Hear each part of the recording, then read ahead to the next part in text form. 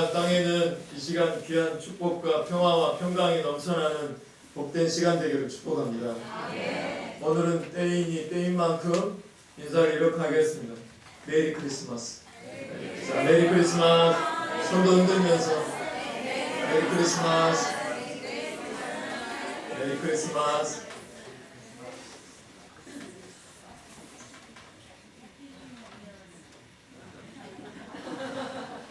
벌써 해피 뉴 이어 하시려고요. 오늘도 말씀이 들려지는 은혜가 있기를 축복합니다.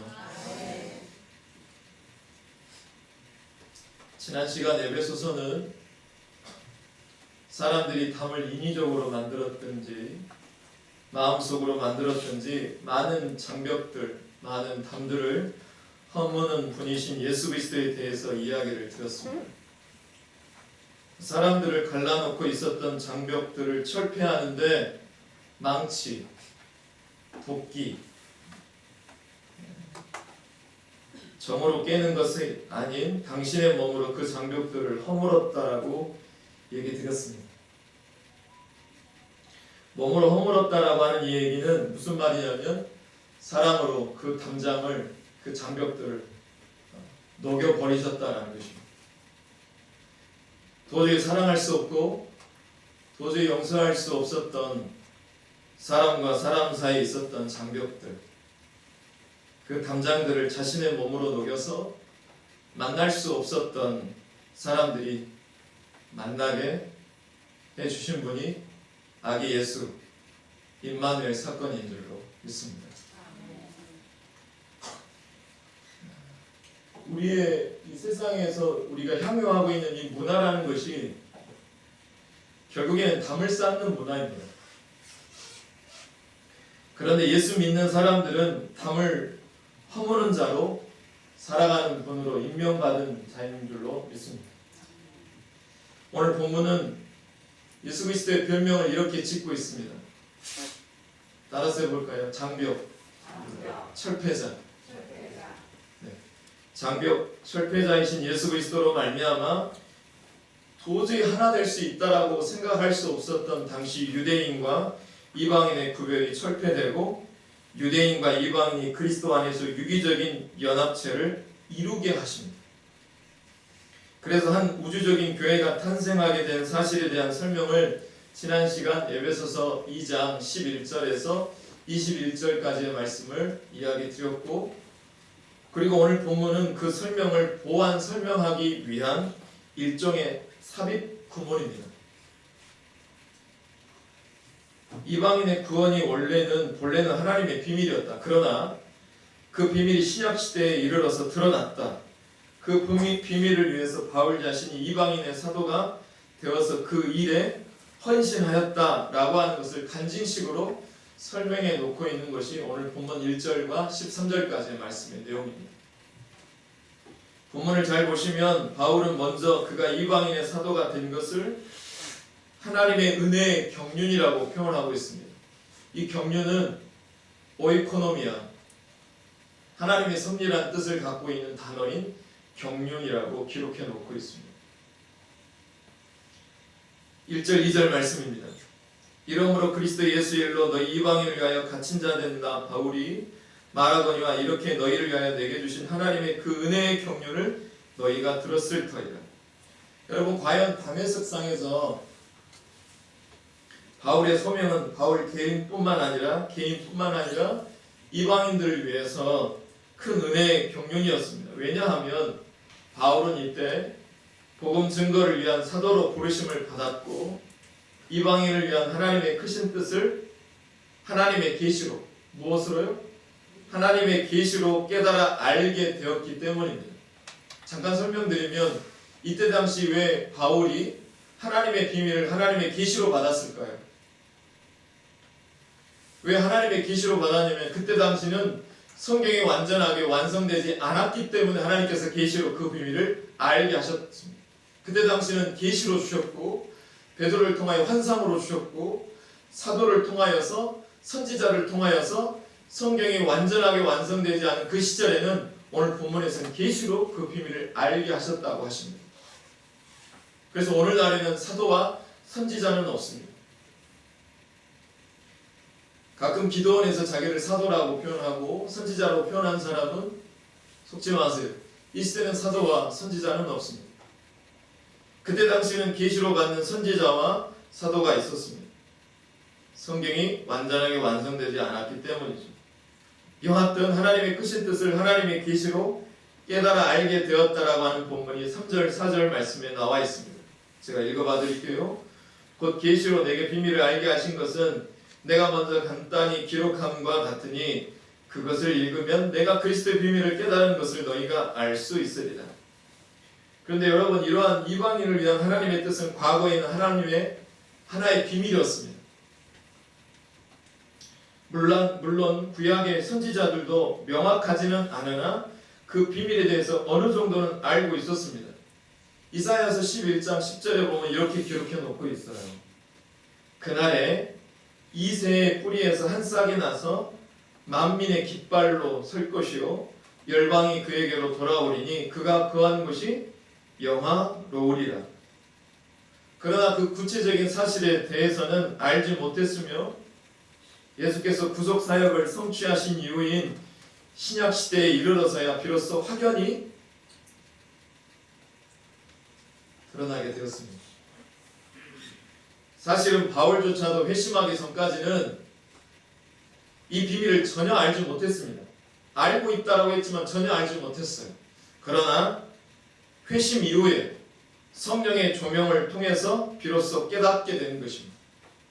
그게 5절에서 설명하고 있습니다. 5절 말씀, 이제 그의 거룩한 사도들과 선지자들에게 성령으로 나타내신 것 같이 다른 세대에서는 사람의 아들들에게 알리지 아니하셨으니. 자, 그렇다면 이 비밀이란 무엇일까? 비밀이 뭘까요? 바로 하나님의 언약에 대하여 이 외인이었던 이방인이 복음으로 말미암아 예수 그리스도 안에서 선민 이스라엘과 함께 하나님의 영광의 기업을 얻는 상속자가 되었다라는 것입니다. 함께 교회의 지체가 되었다, 함께 소망의 약속에 참여하게 되었다라는 것을 6절 말씀이 설명하고 있습니다. 우리 6절 말씀은 같이 너무 중요하니까 같이 한번 읽어보겠습니다. 시작. 이는 이방인들이 복음으로 말미암아 그리스도 예수 안에서 함께 상속자가 되고 함께 지체가 되고 함께 약속에 참여한 자가 됩니다. 할렐루야. 6절에서 연거푸 등장하는 단어가 나옵니다. 뭘까요? 함께라고 하는 말이 몇 번 등장합니까? 3번 등장합니다. 바울이 깨달은 비밀이 이겁니다. 자기는 이때까지 구약의 개념에 머물러 있었다는 것입니다.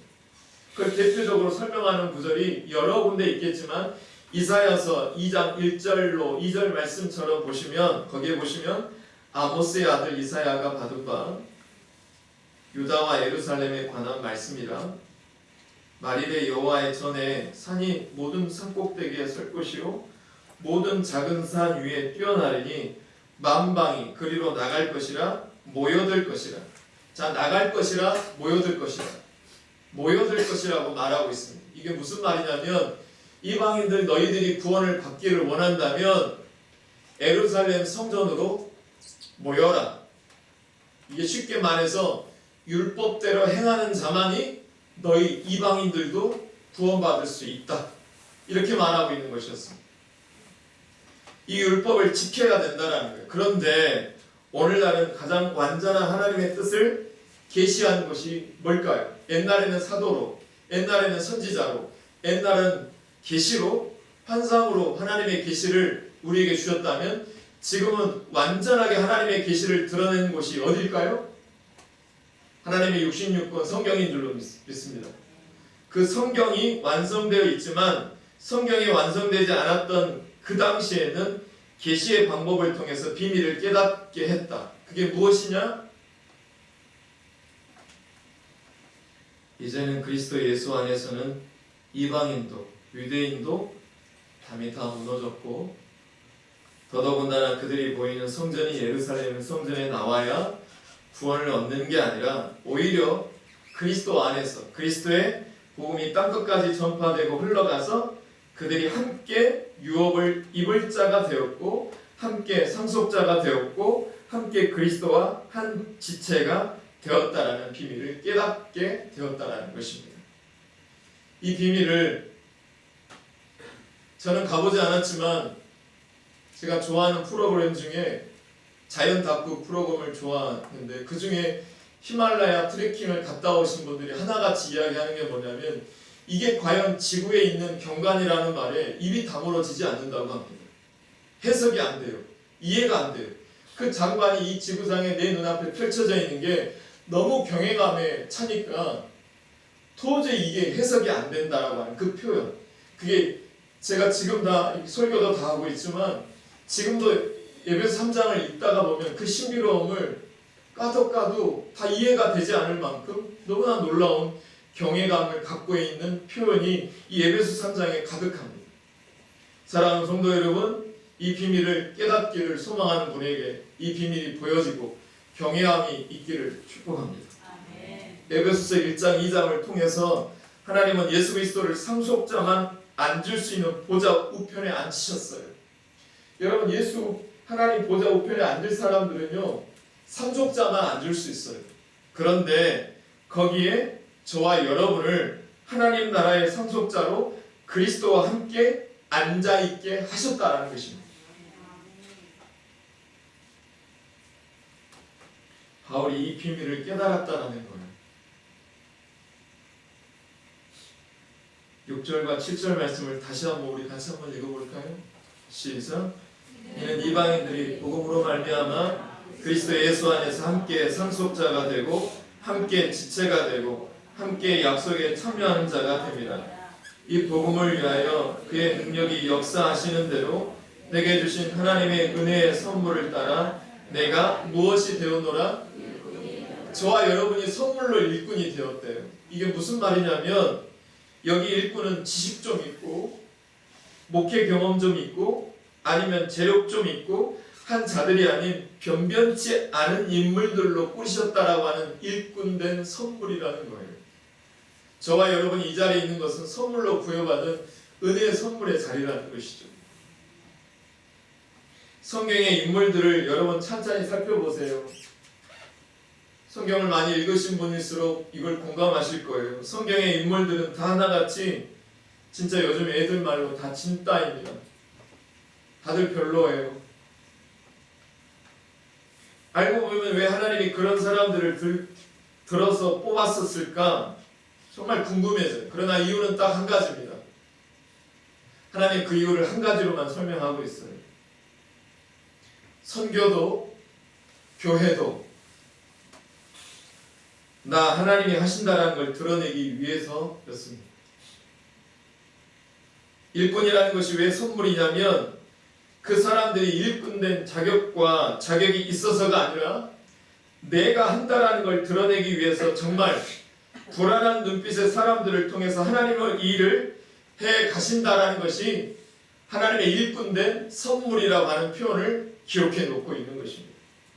저와 여러분이 성가대로 세워진 것, 교회 봉사자로 세워진 것, 설교자로 세워진 것, 구역장으로 새로 임명받은 것, 내가 자격이 되고 요건이 충족이 돼서 세워진 게 아니라 하나님께서 나로 하여금 하나님의 경륜의 비밀을 알아서 전달하라고 우리에게 주신 은혜의 선물인 줄로 믿어요. 이는 결국 하나님의 구원 경륜이라는 이유로 전혀 어울리지 않는 이방인과 유대인이 그리스도 예수 안에서 하나로 통일되게 유기적인 예배 공동체를 이 시간 이룬다라는 것입니다. 이것은 우주적 교회의 본질의 설명에 대한 핵심 내용입니다. 바울은 바로 이러한 하나님의 계시를 통해 깨달은 교회의 비밀을 증거하기 위해서 이방인의 사도가 되었다라고 합니다. 또 그것을 믿음으로 어떠한 시련과 환난 가운데서도 담대함은 물론 하나님께 당당히 나아갈 수 있었다고 간증하는 내용이 여러분이 방금 읽으셨던 7절과 13절의 내용입니다. 이 말씀을 같이 한번 읽어보겠습니다.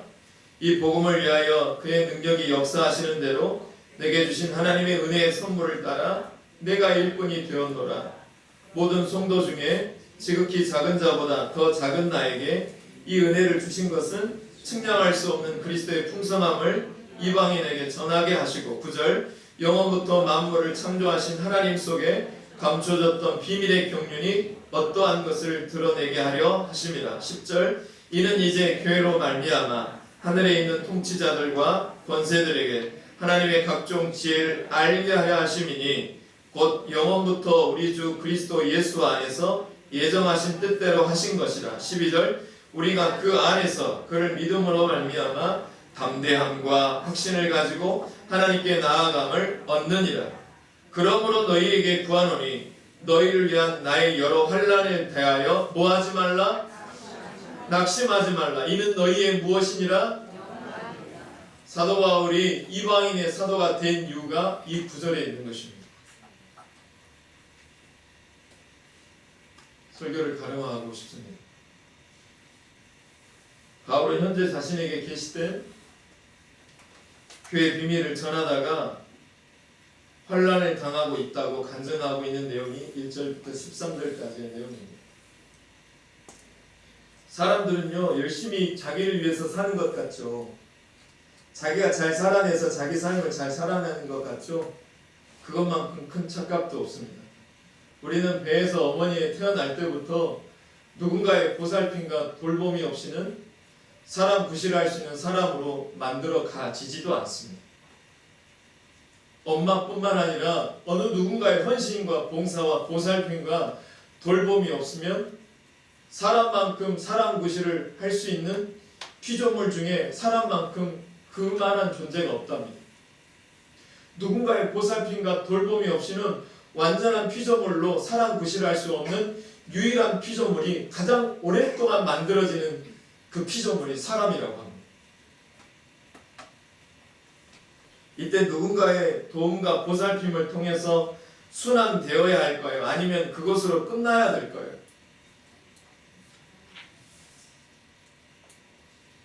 우리 모두 사람 구실을 위해서 누군가의 도움받고 나 또한 남을 위해 살아갑니다.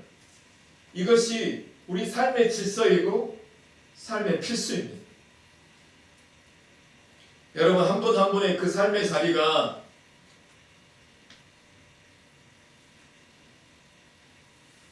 아침에 새벽 기도하다가 보면 어느 성도님들의 생활 형편을 가지고 기도하다가 보면 그분의 삶의 무게가 얼마나 무거울까 생각하면 어느 성도님의 삶의 형편을 마음에 두면 제 마음도 무거워질 때가 있습니다.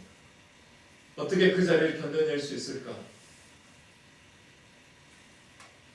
여러분 한 분 한 분의 그 삶의 그 자리, 그 무게도 그분의 삶의 질서이고 직분입니다.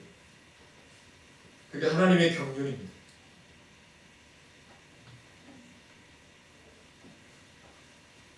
아버지로서의 위치, 그게 나의 직분입니다. 어머니로서 살아가는 그 위치, 현재 하나님께서 나에게 주신 경륜의 직분입니다.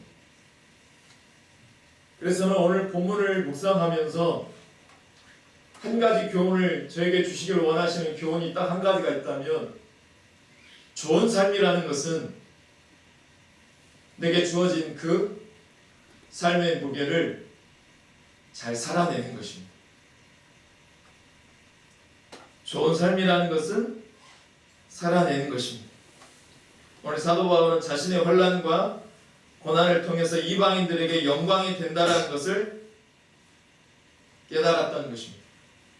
이것이 하나님의 구원 경륜의 비밀인 것을 깨달은 그 비밀을 저와 여러분도 깨닫는 복된 은혜의 시간 되기를 축복합니다. 이 찬양 같이 하려고 이 찬양을 같이 가지고 왔습니다.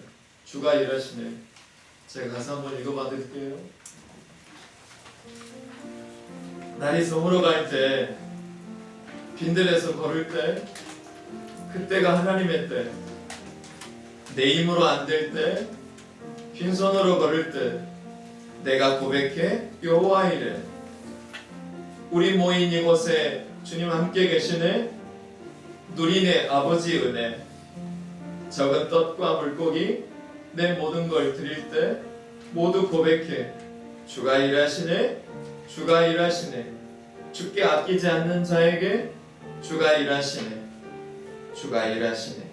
신뢰하며 걷는 자에게. 이 찬양 같이 불러보겠습니다.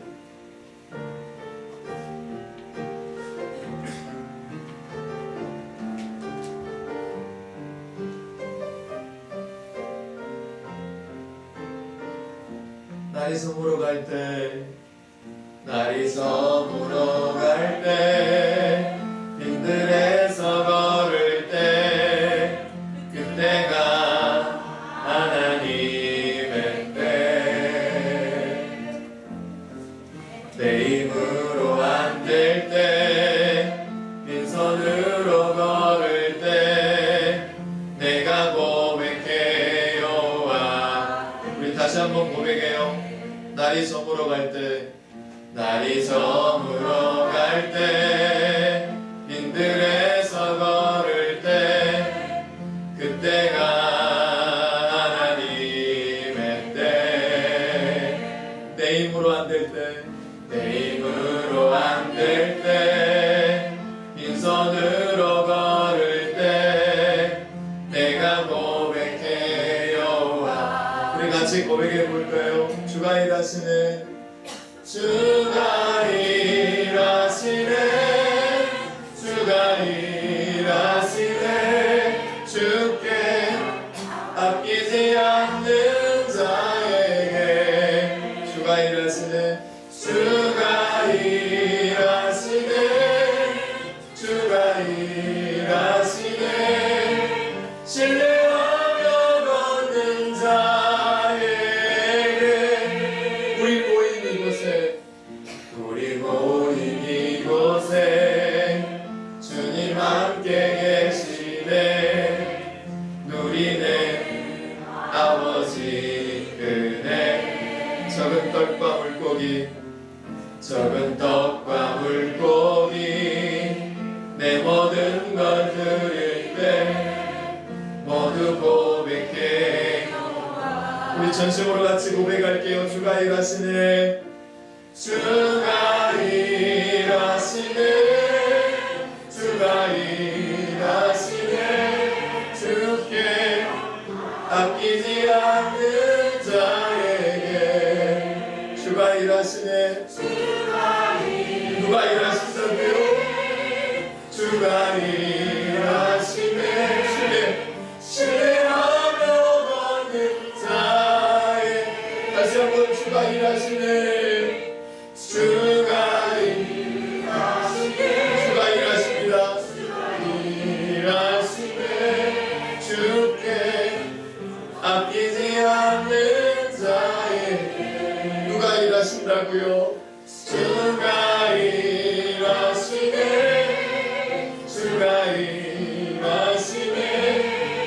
신뢰하며 걷는 자에게. 하나님께서 분명히 말씀하셨어요. 하늘에는 영광, 땅에는 기쁨과 평화의 소식을 주시는 예수 그리스도를 믿음으로 고백하는 자에게 구원을 주시겠다고 그 이름을 임마누엘로 우리에게 선물로 주신 줄로 믿으시면 아멘.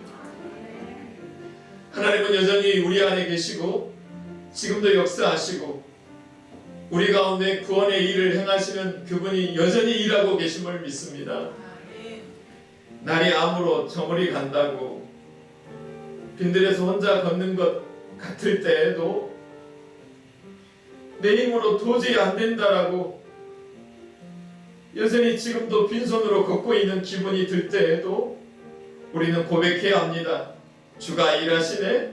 주가 일하시네. 신뢰하며 걷는 자에게 오늘도 주가 일하고 계심을 믿습니다.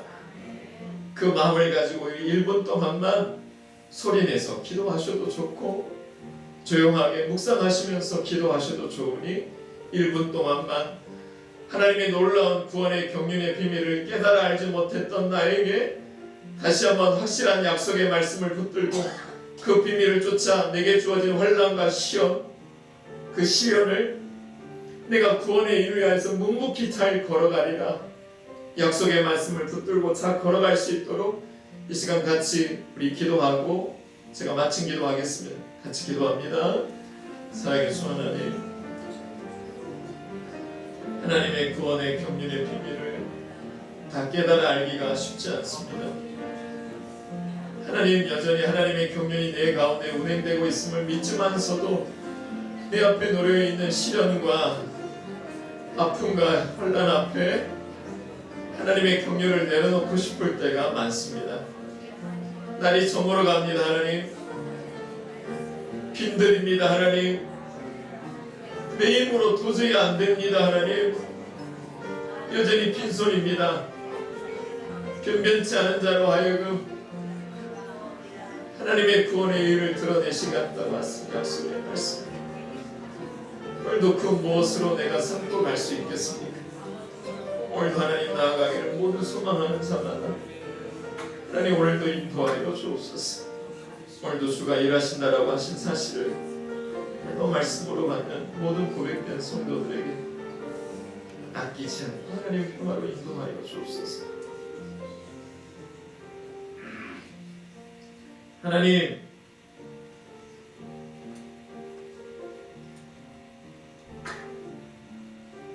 교회도 선교도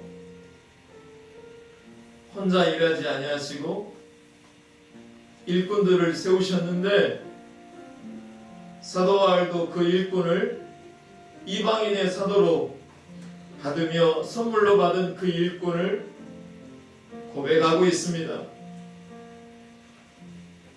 하나님, 우리 같은 사람을 일꾼으로 세우신 것은 네가 한 것이 아니라 내가 했다라는 것을 전적으로 드러내기 위함인 줄로 믿사옵나니 내가 일꾼된 조건과 자격이 있어서가 아니라 하나님 자신 스스로가 내가 한다라는 걸 드러내기 위해서 오늘도 정말 불안한 눈빛으로 예배드리고 있는 우리를 통해서 하나님의 일을 여전히 해가고 계심을 믿습니다. 오늘도 그 믿음으로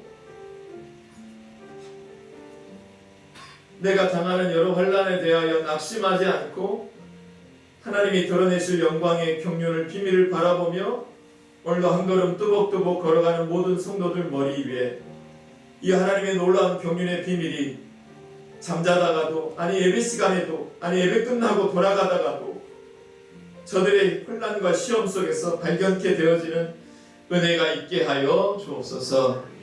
예수님 이름으로 축복하며 감사 기도합니다. 다 같이 일어나셔서 620장 옆에 사람 우리 손을 맞잡고 찬송하며 세상을 향하여